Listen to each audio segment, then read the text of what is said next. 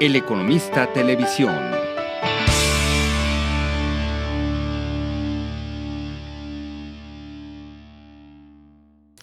Esto es El Economista TV desde Acapulco, la Convención Bancaria. Me da mucho gusto saludarlos. Soy Luis Miguel González. Nos acompaña Héctor Lagos Donde, Monex. ¿Qué tal? ¿Cómo estás? Gracias, encantado de estar aquí. Eduardo. Héctor, gracias por estar con El Economista. Oye, pues empezando, decíamos fuera de cámara, un ambiente diferente para ti el principio de año y ahora que ya las autoridades tomaron decisiones en política monetaria. A mí me gustaría preguntarte cómo te fue el primer mes del año y después cómo cambian las cosas y la estrategia de negocios, ¿no? Bueno, sí, efectivamente fue un comienzo de año turbulento, difícil. Desde los primeros días del año vimos, pues sobre todo, grandes presiones en el tipo de cambio muy relacionados a los precios del petróleo. Y como bien dices, hacia mediados del mes de febrero, pues una intervención oportuna de las autoridades en varios aspectos. Y bueno, para Monex la volatilidad significa mayores márgenes y un buen negocio, ¿no?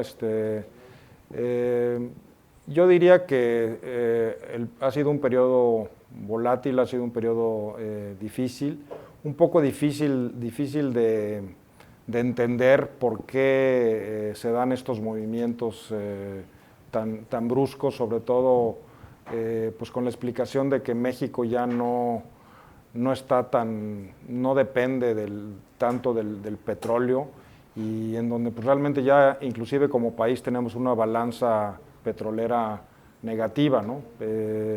Sin embargo, pues así se comportaron los mercados. Vimos esta intervención de las autoridades tanto en el aspecto monetario, en las tasas de interés, tanto como los anuncios en el gasto, ¿no? Sin embargo, pues yo no daría por terminado este periodo de volatilidad. Creo que todavía vamos a ver periodos complicados hacia adelante, y de ninguna manera consideraría que todo esto ha terminado. Creo que las medidas son oportunas, han dado resultado, pero el ambiente a nivel mundial y a nivel internacional sigue muy complicado, ¿no? Héctor Lagos, Monex es yo diría, uno de los bancos de referencia en movimientos cambiarios. ¿Qué ha cambiado de la forma en que se comportan las empresas mexicanas frente a la volatilidad? ¿En qué fue diferente este principio de 2016 a otros momentos de volatilidad que te ha tocado vivir? Bueno, una parte muy importante es que creo que en general los corporativos mexicanos o las empresas mexicanas se encontraban mucho más cubiertas, mucho más conservadoras en cuanto a sus posiciones en el mercado cambiario, ¿no?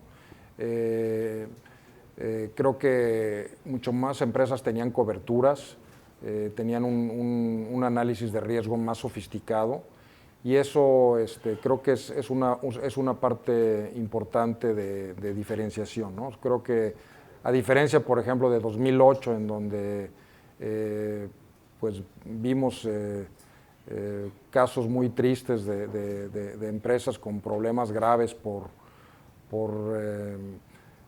pues no solo no cubrirse de sus riesgos, sino tomar riesgos adicionales en los mercados en un afán un poco de especular o de tomar ventaja de una situación que cambió drásticamente.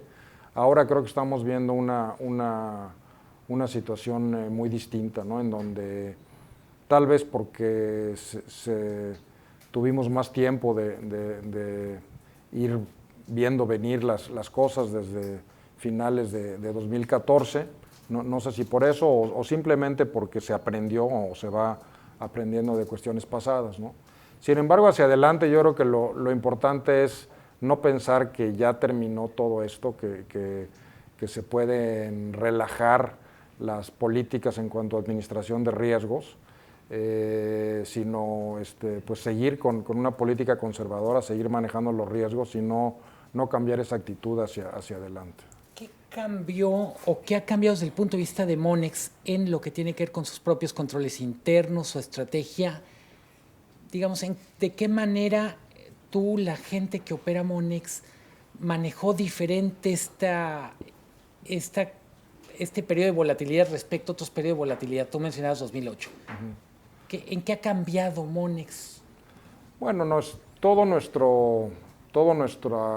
nuestra área de control de riesgos o de manejo de riesgos, creo que ha ido evolucionando tremendamente si lo comparamos, por ejemplo, con 2008 hasta la fecha, ¿no? Creo que hemos aprendido mucho en el tipo de líneas que debemos otorgar, el tipo de circunstancias bajo las cuales, por ejemplo, aceptamos hacer préstamos en moneda extranjera, inclusive en algunos casos qué tipo de controles exigimos a nuestros clientes o qué tipos de cobertura les pedimos, ¿no? Entonces, pues la experiencia va ayudando. También, la verdad hay que decirlo, los cambios regulatorios pues nos han llevado a sofisticar nuestras prácticas de control de riesgos.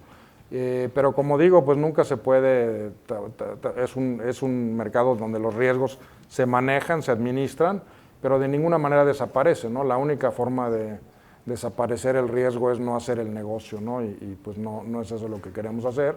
Entonces, aunque creo que hemos ido aprendiendo y con buenos resultados, esto no quiere decir que ni el sistema ni Monex en particular pues estemos exentos de alguna sorpresa hacia adelante, ¿no? La semana pasada el BIS decía que hubo mucha especulación a través de robots y algoritmos, todo este tipo de cosas que habían presionado mucho el tipo de cambio. A mí me gustaría que nos contaras cómo es una mesa de dinero en un banco y sobre todo tan fundamental en un banco como el tuyo. ¿Qué pasó en ese momento? ¿Ustedes usaban algoritmos, no los usaban? ¿Era en viva voz? ¿Cómo fue esos momentos de ustedes en su mesa de dinero? Bueno, mira, nosotros usamos algo de algoritmos, pero no ni para el mercado de cambios ni para el mercado de dinero. No lo usamos más que nada en capitales, en algunas estrategias de arbitraje que tenemos entre las acciones que se cotizan aquí y en los mercados extranjeros, y ahí es donde los usamos, ¿no? Sin embargo, sí, pues todos sabemos y la forma de reaccionar de los mercados indican claramente pues que hay una serie de estrategias automatizadas en donde pues los grandes jugadores, los fondos de cobertura y las grandes mesas de los bancos internacionales pues toman posiciones que a veces tienden a exagerar los movimientos, a veces a predecir, como decía el gobernador del Banco de México, cuando se tiene una política de intervención predeterminada, pues los mismos algoritmos incorporan esa política y pues los mercados se comportan a veces de maneras poco esperadas, ¿no? por el conjunto de todos estos movimientos. Pero eso es una tendencia pues que viene de algún tiempo y que no veo que se vaya a terminar, ¿no? Es una cosa que está creciendo y tenemos que aprender a vivir y a comportarnos dentro de eso, ¿no? En lo que va de esta breve conversión, has mencionado 2 o 3 veces, lo que hemos visto, lo que vimos en el primer mes no se ha terminado. ¿Cuál dirías tú que son las lecciones de aquí en adelante de la volatilidad? Me llama la atención, tú dices, hay que seguir alerta, no hay que relajar los controles de riesgo. ¿Qué nos dice enero, la mitad de febrero de 2016 y de aquí para adelante? Bueno, creo que nos da una lección de que los mercados pueden reaccionar de manera exagerada, ¿no? De manera brusca, de manera repentina. Y de que pues realmente los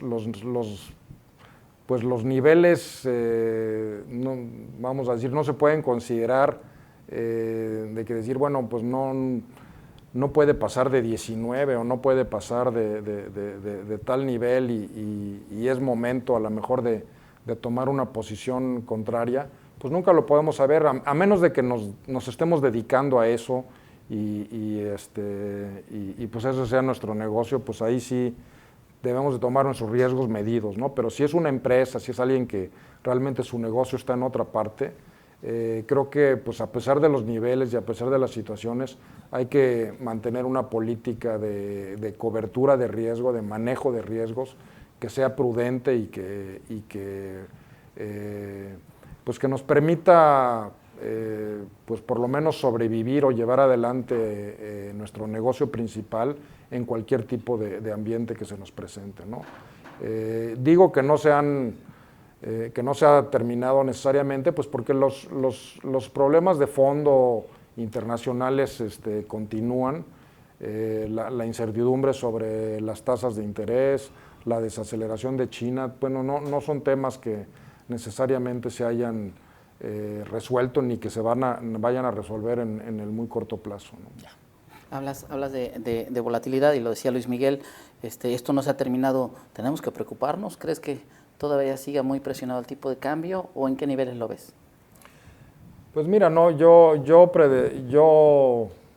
vería el tipo de cambio alrededor de los niveles en donde se encuentra ahorita, tal vez más cerca de 18 pesos que de 17, ¿no? Ahí lo vería, pero no descarto que se puedan volver a dar momentos de presión y de volatilidad como los que vivimos a principios de años, que lo pudieran llevar por lo menos durante algún tiempo a niveles superiores, ¿no? Cambiando de tema, Monex es uno de los bancos nuevos que logró sobrevivir, digamos, logró entrar con éxito, pasar su primera etapa, el noviciado, digamos. ¿Qué hay para los nuevos jugadores en el sistema bancario? Digamos, si lo pudiéramos poner de esta manera, ¿qué lecciones se desprenden de lo que le ha ido bien a Monex? ¿Qué cosas no le recomendarías a un nuevo banco? Pues mira, sí, efectivamente, creo que la gran diferencia o lo que ha hecho la diferencia para Monex ha sido su gran base de clientes, ¿no? Si Monex es nuevo como banco, pero no es nuevo en el sistema financiero, ¿no? Cumplimos 30 años el año pasado y bueno, yo creo que la lección principal es que, bueno, siempre hay que tener una base de clientes, tener el enfoque hacia el cliente y pues estar consciente que la única forma de agregar valor es sirviendo a esa clientela, viendo sus necesidades, con prudencia, pero siempre con un enfoque a servir a los clientes y a satisfacer sus necesidades financieras, ¿no? Una pregunta más de mi parte. La regulación del sistema bancario con frecuencia es motivo de discusión, en particular sobre la posibilidad de tener una legislación o regulación específica para bancos más chicos, para bancos especializados. ¿Cuál es tu posición a partir de la experiencia que tienen como un banco especializado relativamente pequeño? Bueno, definitivamente para un banco pequeño la carga regulatoria es muy fuerte, es muy importante y pues sí sería deseable que los bancos más pequeños tuvieran un régimen especial. Entiendo también que por parte de las autoridades esto es difícil, esto es complicado, porque tampoco no los quieres señalar como que el banco fulano y sutano no tienen los mismos estándares que los otros, o sea, tampoco quieres generar un estigma, digamos. Un estigma o categorías de bancos, ¿no? En donde la gente pues vamos a decir, se le etiquete a alguien, ¿no? Como a lo mejor sucedió un poco cuando se sacó la legislación de los bancos de nicho y pues creo que a la fecha no sé si hay uno o ningún banco de nicho, ¿no? Entonces es complicado hacerlo, sí sería deseable.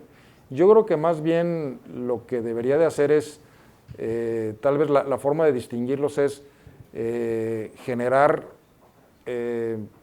cuestiones adicionales para los, o sea, tal vez simplificar la regulación en general y a los muy grandes, a los que realmente sí representan un riesgo sistémico, un riesgo que puede afectar a todo el sistema, generarles esas reglas adicionales, ¿no? Tal vez esa sea la manera, más que diferenciando a los chicos, tal vez la reglamentación debería ser en general más sencilla para todos y con algunos puntos adicionales para los muy grandes.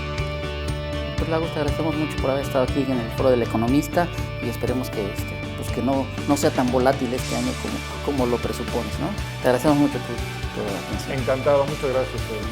Amigos, muchas gracias por estar con nosotros, El Economista TV. Gracias, Héctor Lagos.